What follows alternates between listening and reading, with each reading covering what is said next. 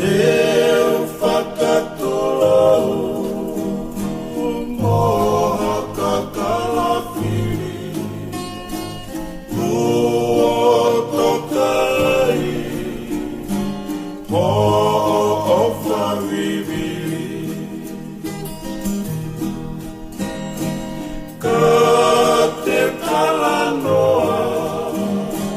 si o kuloto whiwhiri Ko e tangi ke whiori Iho I bisi Fotu o sinona Ko e rangi ta whitonga Te ko hasiriwa Ko ulaha o haoa Whai ngata ake Whai mai atokana Ka koe o whamoni E tene lawa Te o lawa noa Ai hele ki hoku mafu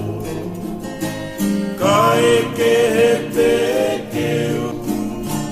Ki isi o aku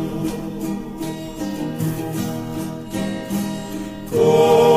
e ana ia E te ofa mo e whakahamu